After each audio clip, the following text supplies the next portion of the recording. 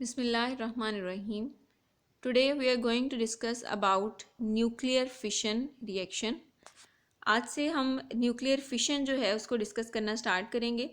आज के लेक्चर में हम बेसिक इंट्रोडक्शन पढ़ेंगे न्यूक्लियर फिशन का और न्यूक्लियर फिशन की डिस्कवरी के बारे में, उसकी हिस्ट्री के बारे में जो है वो ब्रीफ सा इंट्रोडक्शन पढ़ेंगे और अपकमिंग लेक्चर में हम इसकी further energy distribution, chain reaction और न्यूक्लियर रिएक्टर्स के बारे में डिस्कस करेंगे।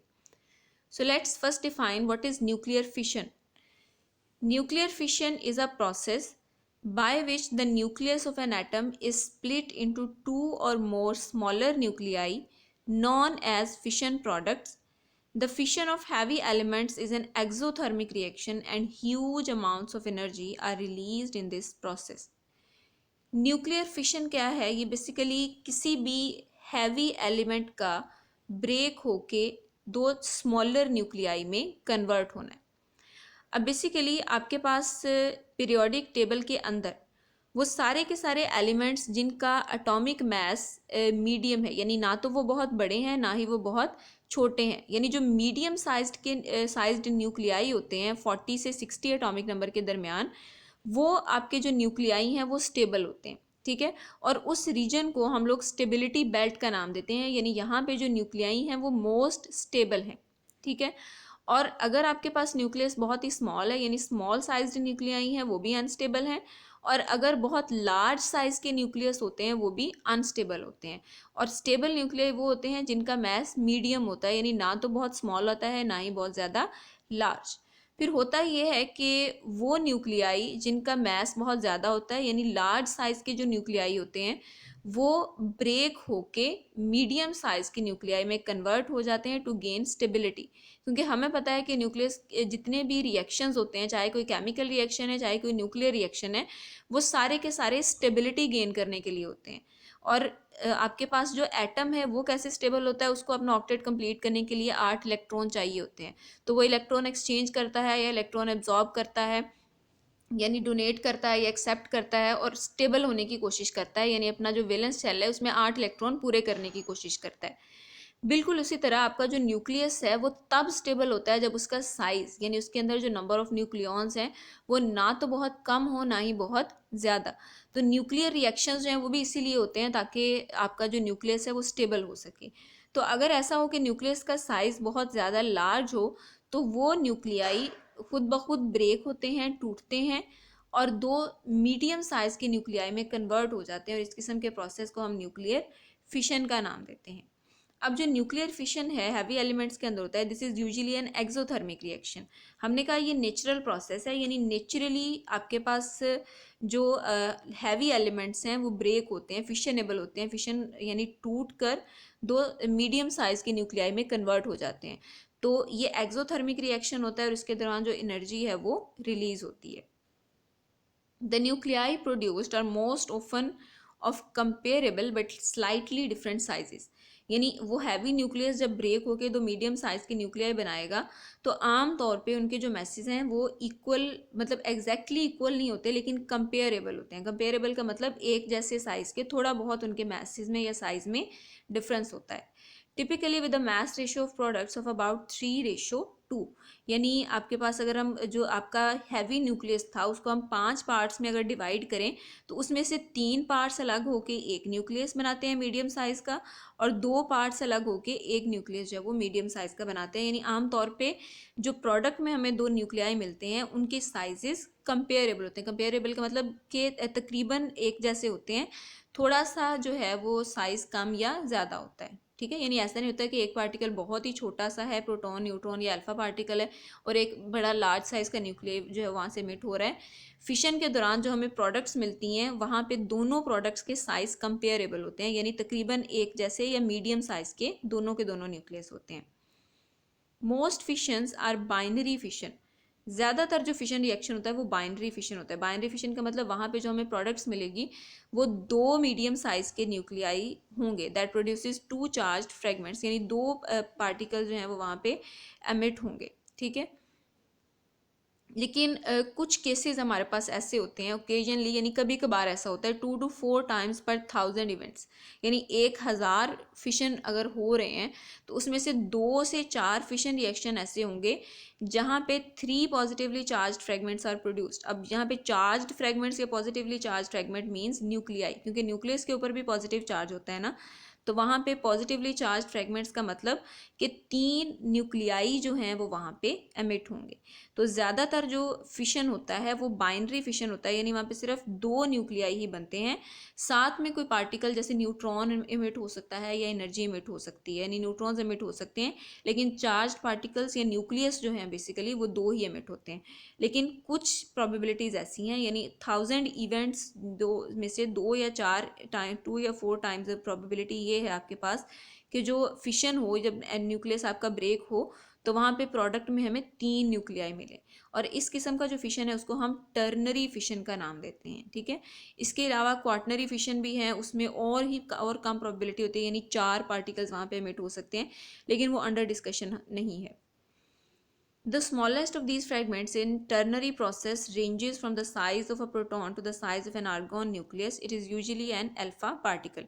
यानी वो फिशन भी, टर्नरी फिशन भी, जहाँ पे 3 पार्टिकल्स भी या 3 न्यूक्लियस भी आपके पास मिलते हैं हमें एक बड़े न्यूक्लियस के टूटने से, वहाँ पे भी 2 मीडियम साइज़ के न्यूक्लियस होते हैं, और जो तीसरा न्यूक्लियस हमें वहाँ पे मिलता है वो यूजुअली एक अल्फ़ा पार्टिकल होता है, लेकिन हर केस में नहीं। उसका जो साइज़ है वो एटॉमिक नंबर 1 से लेकर 18 तक, यानी आर्गोन तक उसका जो है वो साइज़ हो सकता है, यानी बहुत बड़े साइज़ का वो वहाँ पे थर्ड पार्टिकल एमिट नहीं होता। एटॉमिक नंबर 1 से 18 के दरमियान में कोई सा भी एलिमेंट या कोई सा भी न्यूक्लियस वहाँ पे एमिट होता है, और ज़्यादातर जो है वो अल्फ़ा पार्टिकल होता है। The fission process also release extra neutrons. अब फिशन रिएक्शन के अंदर हमने कहा चार्ज्ड पार्टिकल तो 2 ही निकलते हैं, चार्ज्ड पार्टिकल का मतलब पॉजिटिवली चार्ज्ड न्यूक्लियाई, लेकिन वहाँ पे एक्स्ट्रा न्यूट्रॉन्स भी हमें मिल सकते हैं। ये फिशन रिएक्शन की एक खासियत है कि फिशन के अंदर हमें आम तौर पे न्यूट्रल पार्टिकल्स या न्यूट्रॉन जो हैं वो एमिट होते हैं ज़्यादातर फिशन रिएक्शंस के अंदर, which can then split additional atoms. अब उसका नतीजा क्या होता है कि वहाँ पे जो प्रोडक्ट में हमें मिलते हैं न्यूट्रॉन्स, वो फिर उस सैम्पल के अंदर मौजूद जो फिशनेबल मेटल्स होते हैं, फिशनेबल एलिमेंट्स होते हैं बेसिकली, उनके अंदर जो है वो स्प्लिटिंग प्रोड्यूस करते हैं, यानी उनके अंदर वो खुद से फिर न्यूक्लियर रिएक्शन करवाते हैं, resulting in a chain reaction that releases a lot of energy. अब आपने यूरेनियम का चेन रिएक्शन जो है वो पढ़ा होगा, वहाँ पे हम लोग कहते हैं कि जो जब यूरेनियम के अंदर हम लोग फिशन करवाते हैं तो न्यूट्रॉन, यानी स्लो न्यूट्रॉन जो है हमें वहाँ पे चाहिए होते हैं, उस न्यूट्रॉन को हम यूरेनियम के ऊपर थ्रो करवाते हैं, उसके बाद यूरेनियम के अंदर फिशन रिएक्शन होता है, यानी फिर वो टूट कर बेरियम में और क्रिप्टॉन में चेंज होता है। ठीक है, तो इसका मतलब फिशन रिएक्शन को स्टार्ट करने के लिए हमें न्यूट्रॉन चाहिए, और उसी फिशन रिएक्शन को जब हम स्टार्ट कर देते हैं, जब न्यूट्रॉन यूरेनियम से टकरा के फिशन रिएक्शन करवा देता है, तो प्रोडक्ट में हमें बेरियम और क्रिप्टॉन के साथ 3 न्यूट्रॉन भी मिल जाते हैं। ठीक है, यानी एक दफ़ा हमने न्यूट्रॉन खुद से थ्रो करवा दिया, एक फिशन हमने प्रोड्यूस करवा दिया, अब उस फिशन के नतीजे में 3 न्यूट्रॉन वहाँ पे खुद ब खुद बन गए। वो 3 न्यूट्रॉन क्या करेंगे, फर्दर जो यूरेनियम है उनके साथ टकराएंगे और आगे उनके अंदर भी फिशन प्रोड्यूस करते रहेंगे, वहाँ पे जब फिशन रिएक्शन होगा तो और नए न्यूट्रॉन बनते रहेंगे। इसका मतलब एक दफ़ा सिर्फ हमें रिएक्शन को इनिशिएट करना पड़ा, उसके बाद खुद ब खुद वहाँ पे न्यूट्रॉन्स बन रहे हैं और वो आगे से आगे फिशन रिएक्शन दूसरे यूरेनियम के अंदर करवाते जा रहे हैं, और इसको हम चेन रिएक्शन का नाम देते हैं। ठीक है, तो इसका मतलब इनपुट में हमें थोड़ी सी एनर्जी बस देनी पड़ी, सिर्फ एक न्यूट्रॉन को थ्रो पर करवाना पड़ा, और आगे जो आपका फिशन रिएक्शन है वो खुद ब खुद होता जा रहा है, और अलॉट ऑफ एनर्जी जो है वो हमें वहाँ पे मिल रही है। यानी फिर ऐसे जब 3 आगे फिशन प्रोड्यूस होगी, न्यूट्रॉन मिलेंगे खुद से, वो आगे से आगे फिशन करवाते जाएंगे, तो लार्ज अमाउंट ऑफ एनर्जी वहाँ पे रिलीज़ होगी, और इतनी ज़्यादा एनर्जी वहाँ पे बनती जाएगी फिशन रिएक्शन कंटिन्यूसली होने से, चेन रिएक्शन होने से, कि आपका जो फिशन है वो अनकंट्रोल्ड हो जाएगा, यानी वो एनर्जी आपके काबू से बाहर हो जाएगी। बिल्कुल उसी तरह जिस तरह एक एटम जब ब्लास्ट होता है तो वो उसके अंदर भी फिशन रिएक्शन हो रहा होता है, लेकिन वो इतना जो है वो हो जाता है, अनकंट्रोल्ड हो जाता है कि उस एनर्जी को आप अपने फ़ायदे के लिए इस्तेमाल नहीं कर सकते, बल्कि वो डिस्ट्रक्शन की तरफ आपको ले जाती है। So there are also ways to modulate the chain reaction by soaking up the neutrons. तो फिर आपके पास मुख्तलिफ तरीके होते हैं। जब हम न्यूक्लियर रिएक्टर पढ़ेंगे वहाँ पे हम कंट्रोल रॉड्स का फंक्शन पढ़ेंगे कि हम कंट्रोल रॉड्स का इस्तेमाल करते हैं। वो क्या करते हैं कि जो प्रोडक्ट्स में रिलीज होते हैं ना न्यूट्रॉन्स, उनमें से कुछ न्यूट्रॉन्स को एब्जॉर्ब कर लेते हैं। मिसाल के तौर पर अगर 3 न्यूट्रॉन वहाँ पे निकल रहे हैं तो उसमें से 2 न्यूट्रॉन जो है ना वो रॉड्स उनको एब्जॉर्ब कर लेंगी और सिर्फ एक न्यूट्रॉन जो है वो आगे फर्दर फिशन प्रोड्यूस करवाएगा। ठीक है, तो जो चेन रिएक्शन है वो अनकंट्रोल्ड हो जाता है। उसका हल हम किस तरह से निकालते हैं कि जो प्रोडक्ट में न्यूट्रॉन्स बनते हैं उसको हम मॉड्यूलेट, चेन रिएक्शन को मॉड्यूलेट करने के लिए इस्तेमाल करते हैं। यानी उन न्यूट्रॉन्स में से कुछ न्यूट्रॉन्स जो है उनको हम सॉकअप का मतलब एब्जॉर्ब करवा लेते हैं रॉड्स के अंदर, और सिर्फ 1 या 2 न्यूट्रॉन्स होते हैं वो फर्दर फिशन प्रोड्यूस करवाते हैं। नेक्स्ट हमारे पास कुछ एग्जांपल्स हैं न्यूक्लियर फिशन की। फर्स्ट एग्जांपल क्या है कि an example of nuclear fission is the splitting of uranium 35, which is the most common example. The equation of the reaction has been given below. यानी uranium 235 जो है ये fissionable है। वैसे आपके पास 3 आइसोटॉप्स हैं, 33 भी है, 34 भी है, 5 भी है, लेकिन इनमें से जो फिशनेबल है जिसके अंदर फिशन रिएक्शन हो सकता है, या हम फिजाइल कहते हैं इनको, न्यूक्लियाई को जिनके अंदर फिशन हो सकता है, तो फिशनेबल जो है वो सिर्फ 235 है। उसके ऊपर जब हम न्यूट्रॉन थ्रो करवाते हैं, स्लो न्यूट्रॉन जिसकी एनर्जी जो है वो less than 1 mega electron volt energy होती है, उसको हम थ्रो करवाते हैं यूरेनियम के ऊपर, तो आपके पास 2 मीडियम साइज़ के न्यूक्लियाई यानी बेरियम और क्रिप्टॉन बनते हैं। ठीक है, ये वही हमने कहा था कि यूजुअली बाइनरी फिशन ही होता है और 2 ऐसे न्यूक्लियर बनते हैं जो मीडियम साइज़ के यानी जिनके साइजेस कंपेरेबल होते हैं। अब इसका अगर 36 है तो यहाँ पे 56 है, यानी 20 पॉइंट्स जो है वो इससे ज़्यादा है। ठीक है, लेकिन कंपेरेबल हैं, दोनों जो है वो मीडियम साइज़ के न्यूक्लियस हैं। साथ में 3 न्यूट्रॉन जो है वो वहाँ पे हमें मिलते हैं and 210 mega electron volt energy जो है वो इस फिशन के अंदर हमें मिलती है। यानी इतनी हाई अमाउंट ऑफ एनर्जी जो है वो रिलीज़ होती है सिर्फ और सिर्फ एक फिशन के दौरान। यानी सिर्फ एक न्यूट्रॉन जब एक यूरेनियम एटम के अंदर फिशन करवाता है तो इतनी एनर्जी रिलीज़ होती है। और आपके पास जो सैंपल होता है उसके अंदर नंबर ऑफ एटम न्यूक्लियाई आपके पास यूरेनियम के होते हैं, इसी तरह लार्ज अमाउंट ऑफ न्यूट्रॉन्स वहाँ पे प्रोड्यूस हो रहे होते हैं। यानी एक टाइम पे बहुत ज़्यादा न्यूक्लियाई के अंदर फिशन जो है वो प्रोड्यूस हो रहा होगा। तो आप उससे अंदाज़ा लगा सकते हैं कि अगर एक फिशन से आपको 210 मेगा इलेक्ट्रॉन वोल्ट एनर्जी मिलती है, तो आपके पास जब इतना डिफरेंट न्यूक्लियाई के अंदर फिशन हो रहा होगा तो वहाँ पे लार्ज अमाउंट ऑफ एनर्जी जो है वो रिलीज़ होगी। The other example of nuclear fission is the splitting of uranium 233। यानी यूरेनियम 233 जो है उसके अंदर भी हम लोग आर्टिफिशियली इंड्यूस करवा सकते हैं फिशन को। The equation of the reaction has been given below. इसमें भी हम न्यूट्रॉन जो है वो इसके ऊपर थ्रो करवाते हैं और हमारे पास जीनोन और स्ट्रोंशियम जो है वो हमें प्रोडक्ट के तौर पर मिलते हैं। साथ में 3 न्यूट्रॉन जो हैं वो एमिट होते हैं। The splitting of plutonium 239, plutonium जो है वो भी आपके पास फिशनेबल है। उसमें भी हमें इनिशिएट करने के लिए एक न्यूट्रॉन चाहिए होता है और जीनोन और जर्कोनियम आपके पास यहाँ पे बनते हैं और साथ में 3 न्यूट्रॉन ही एमिट होते हैं। अब इन सारे के सारे रिएक्शन में जो चीज़ कॉमन है वो ये है कि इनिशिएट करने के लिए भी फिशन को हमें न्यूट्रॉन दरकार होते हैं और जो प्रोडक्ट्स हमें मिलती हैं वहाँ पे भी यूजुअली हमारे पास जो है वो न्यूट्रॉन मिलते हैं। और यही वो चीज़ थी जिसको हमने लास्ट पॉइंट में डिस्कस किया था कि यूजुअली हमें न्यूट्रॉन्स जो हैं वो एज अ प्रोडक्ट मिलते हैं और वो न्यूट्रॉन फिर फर्दर एटम्स के अंदर, फर्दर न्यूक्लियाई के अंदर चेन रिएक्शन जो है वो उसको स्टार्ट करवा देते हैं। नेक्स्ट हम डिस्कवरी ऑफ न्यूक्लियर फिशन के बारे में पढ़ेंगे कि किस तरह से आपका जो फिशन रिएक्शन है वो डिस्कवर किया, किन किन साइंटिस्ट की जो एफर्ट्स हैं वो इसके अंदर इन्वॉल्व हैं, यानी इसकी ब्रीफ हिस्ट्री को हम लोग पढ़ेंगे।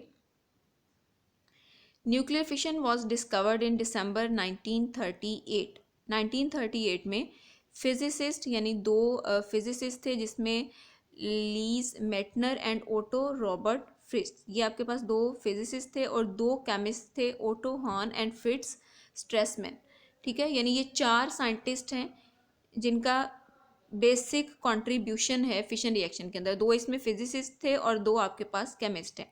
हॉर्न एंड स्ट्रेसमैन जो कि केमिस्ट थे दोनों, at the Kessler William Institute, Kessler William Institute ये आपके पास रिसर्च इंस्टीट्यूट है और वहाँ पे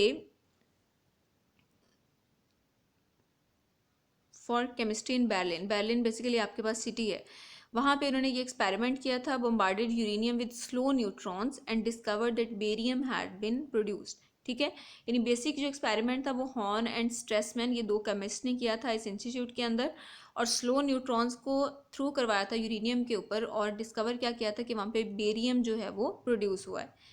They reported their findings by mail to Meitner in Sweden. Meitner and her nephew Fritz theorized and then proved that the uranium nucleus has been split and published their findings in Nature. अब जो दो physicist थे आपके पास, वो basically इनके colleagues आप कह लें, कोलीग्स ही थे, लेकिन मेटनर जो था एट दैट टाइम स्वीडन में था। ठीक है, यानी वो मूव किया हुआ था स्वीडन को। तो उन्होंने जो एक्सपेरिमेंट किया था, हॉर्न और स्ट्रेसमैन ने, इन्होंने अपने जो फाइंडिंग्स थी, यानी जो भी रिजल्ट्स निकाले थे उस एक्सपेरिमेंट से, उन्होंने वो बाय मेल स्वीडन में सेंड किए मेटनर को। मेटनर विद हिज नेफ्यू, जो कि उसके साथ रिसर्च वर्क में काम कर रहा था, उन्होंने पहले उसको थ्योराइज किया, यानी थ्योरेटिकली प्रूव किया। उसके बाद एक्सपेरिमेंटली प्रूव किया कि जो यूरेनियम न्यूक्लियस है वो वहाँ पे स्प्लिट अप होता है, फिशन रिएक्शन होता है, और उसके नतीजे में जो बेरियम और क्रिप्टॉन्स हैं वहाँ पे बनते हैं। और उन्होंने अपनी उन फाइंडिंग्स को, यानी जो भी रिजल्ट्स वहाँ पे मिले थे, नेचर के अंदर पब्लिश करवाया। नेचर जो है ये बेसिकली एक वीकली जर्नल था इंग्लैंड के अंदर। जर्नल मीन्स एक मैगजीन है जिसके अंदर आप पब्लिश करवाते हैं चीज़ों, जितनी भी आपकी एक्सपेरिमेंटल फाइंडिंग्स होती हैं। जर्नल्स के अंदर जितनी भी आपका रिसर्च वर्क होता है ना, चाहे आपने थ्योरेटिकली किसी चीज़ को प्रूव किया हो या एक्सपेरिमेंटली प्रूव किया हो, तो अपना रिसर्च वर्क और अपनी जो फाइंडिंग्स हैं वो सारी की सारी आप जर्नल्स के अंदर उसको पब्लिश करवाते हैं, और वो उसको फिर नेशनल लेवल पे भी और इंटरनेशनल लेवल पे भी कंसिडर किया जाता है। सो आपके पास जो मेटनर एंड फ्रिट्स, इन दोनों साइंटिस्ट ने अपनी उन फाइंडिंग्स को फिर पब्लिश किया था नेचर के अंदर, जो कि एक साइंटिफिक जर्नल था। उसके बाद मेटनर ने कैलकुलेट की थी एनर्जी फिशन रिएक्शन के अंदर, कि जब इंटीग्रेशन डिसइंटीग्रेशन होती है यूरेनियम की, तो 200 मेगा इलेक्ट्रॉन वोल्ट तक जो है वो एनर्जी रिलीज़ होती है उस प्रोसेस के अंदर। ऑब्वियसली फ्रिट्ज, जो कि उसका नेफ्यू था, उसके साथ शरीक था उन एक्सपेरिमेंट्स के अंदर, उसने भी उस चीज़ को ऑब्जर्व किया था, और उसने ही फिर जो है वो इस रिएक्शन को फिशन का नाम दिया था। Horn was awarded the 1944 Nobel prize in chemistry for the discovery, क्योंकि बेसिकली ऑटो हॉर्न और फ्रिट्ज स्ट्रेसमैन जो है उन्होंने डिस्कवर किया था, तो मेन कंट्रीब्यूशन उसमें ऑटो हॉर्न का था, इसलिए 1944 के अंदर जो नोबेल प्राइज़ था केमिस्ट्री में वो उनको दिया गया था for the discovery of nuclear fission. The discovery of the neutron by James Chadwick in 1932 created a new means of nuclear transmutation. अब उसके बाद फर्दर एक एडवांसमेंट जो आई न्यूक्लियर फिशन के अंदर वो 1932 में आई, जब हमने न्यूट्रॉन डिस्कवर किया, यानी जेम्स चैडविक ने जब न्यूट्रॉन डिस्कवर किया, तो उसके बाद फिर न्यूट्रॉन इंड्यूस्ड फिशन जो है उसको हमने एक्सपेरिमेंट किया, उसको हमने प्रैक्टिस किया। उसके बाद Enrico Fermi and his colleague in Rome, Enrico Fermi ने अपने कुछ कोलीग्स के साथ रोम के अंदर studied the results of bombarding uranium with neutrons. उसने प्रैक्टिकली इस चीज़ को ऑब्जर्व किया था कि न्यूट्रॉन की मदद से आप इंड्यूस करवा सकते हैं फिशन रिएक्शन को, यानी न्यूट्रॉन्स को बम्बार्ड करवा के यूरेनियम के ऊपर आप लोग फिशन रिएक्शन प्रोड्यूस कर सकते हैं। ठीक है, यानी 1932 के अंदर जब डिस्कवरी हुई न्यूट्रॉन की, तब ये आइडिया डिस्कस किया गया कि हम न्यूट्रॉन को यूज़ कर सकते हैं ट्रांसमिटेशन के लिए या यूरेनियम के अंदर फिशन इंड्यूस करवाने के लिए, और प्रैक्टिकली उसको एनरिको फर्मी ने स्टडी किया था विद हिज कोलीग्स। उसके बाद नील्स बोहर और जॉन विलर ने दोबारा से वर्क किया इसके ऊपर, कि इसकी थ्योरी को बेसिकली एक्सप्लेन किया कि एक्चुअली फिशन रिएक्शन क्यों होता है, किस वजह से होता है।